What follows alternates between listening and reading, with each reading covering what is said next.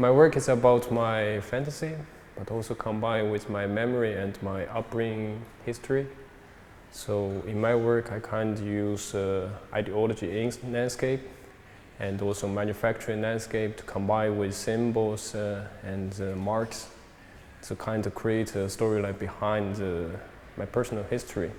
But also I'm trying to create my utopia above the reality and to mix them together to create my own kind of comic story in my paintings. So I want to know more about myself and my identity, so I start to creating images to talk to myself, because I'm a not very talkative person, so I try to find my visual language to speak for myself, and it works. Yeah. Every work starts with one of my recent dreams. I'm doing dream recording daily and kind of use as my inspiration to give my painting a starting point. And after that, I combine technique like spray paint, acrylic, and also work with masking, and to really create a precise way of making my image. And also I combine different images from my reality, but also from the internet or from different cultures, because I was influenced by multiple cultures when I was in China, and I'd love to create some collage on my paintings, I would say. Yeah.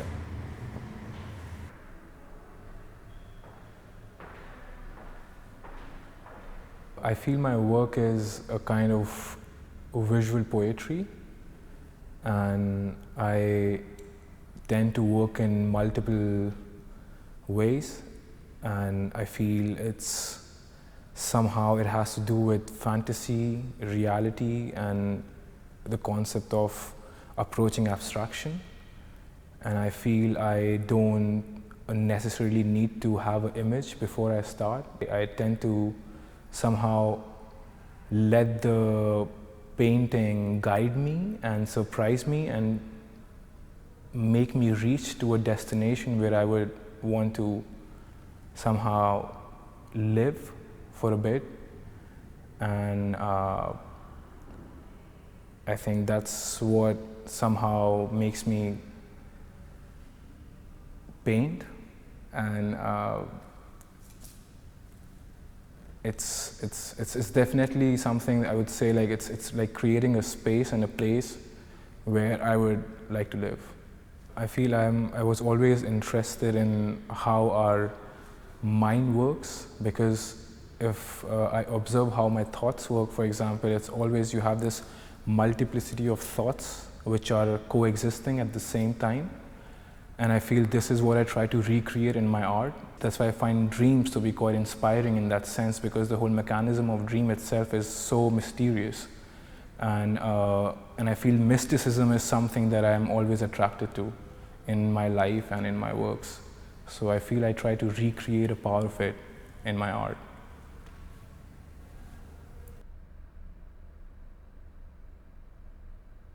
These are derivations of a specific object called shuffling and schmiling, cage trolleys. And there are about 4 different components to one shadow painting.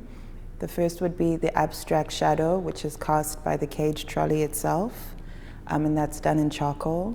And then above that, we've recreated the drawings, and you could say, in a sense, as welded marks, welded strokes. And then the third component would be the frame, which I think comments on a lot of different things in tradition and society. Also specifically making use of Dutch-grown wood, Iep elm, because that's the context I find myself in now. And then the fourth element would be the play of lights and the shadow, so bringing back the element of casting another shadow of a shadow, so having these 2 shadows express another shadow. And it just kind of continues. Yeah, that's kind of how it happens, yeah. The work I make is autoethnographic, so everything is based on personal experience and recollection. And I try my best to materialize the research in a physical way. So I guess in a sense, these works represent myself and my experiences. And I guess something I really struggled with is this idea of space, and kind of figuring out, I think, not necessarily what dictates a space, or, you know, I think that's why I also make very monumental things. I'm trying to figure out how to say this in the best way. I really just like to think about space and how people navigate within space and around things within space, and not necessarily when an object is placed there, what does it look like? It's more about people in relation to a space. So that's kind of what I'm trying to do with the works I make. Yeah.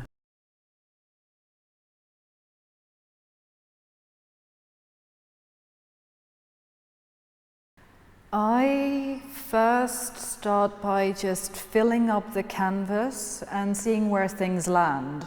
Like usually there's something bubbling up, something coming to the surface where like the paint collides and the water collides and they interact with each other. And usually I make my consecutive decisions based upon like whatever seems like the most exciting thing that is happening at the moment, and I try to keep that intact. When part of something is working but not together with something else, like maybe they're having a fight like I said earlier, but one of the two has to win, I have to let that happen. So like I keep the conflict intact, I keep whatever is alive there intact, but in the process, a lot of different layers are happening. Any narrative that can possibly be attached to the painting only happens afterwards upon reflection. But in the moment itself, it is literally just like yes or no, this works, this doesn't. It's very, very intuitive.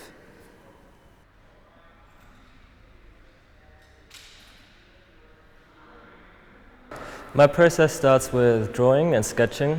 I make lots of just 5-minute sketches that I sort of collect in my studio, and over time of sort of researching and finding images I see on the streets or on the internet or in books, and having made quick sketches towards them, I pick them out individually and use them as paintings. So that's how sort of the painting starts from a drawing.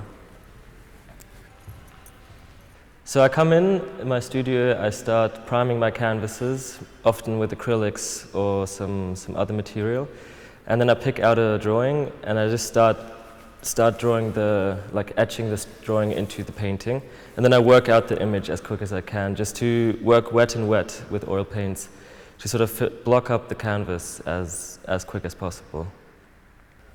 Like a rapid approach that I sort of need as well, to connect it to that feeling that I have when I pick up the sketch. It's something that connects me in that moment to the drawing and how I want to make a painting. And in that process, I find the immediate response to sort of finish it as well, to sort of close that subject for me. My work is inspired by youth culture and queer culture. As a young child, I was always so mesmerized by the way that friendship is portrayed in coming-of-age stories, like books, movies, series, and I always thought as a young kid, this is what I want, you know, like the always being together and going on adventures late at night, climbing out the window. Like that's the kind of friendship that I was looking for all my life. And now in my work, I portray my friends. So these are people really close to me, and it's about intimacy. It's about closeness, like love, platonic love. All these like adventurous, youthful things are things that I love to portray. And it's also a lot of queer stuff because my friend group is very queer-based, and I love like portraying the queer world as well. So that's what I portray in my work, and I also like overlapping visual images in my paintings, and I do that because I feel like the story can be like, especially in realistic painting, the story can sometimes be too easily caught on, and I want people to actually have to look at my work and actually have to figure it out for themselves. And that's something I love. In my smaller work, I like to paint like snapshots. For example, when I'm with my friends, I just notice all these little things about them, like the way their shirt fits on their neck, or you know, like their hands placement, and like all these kind of things I love to portray. So it's actually like a totem for my friendship.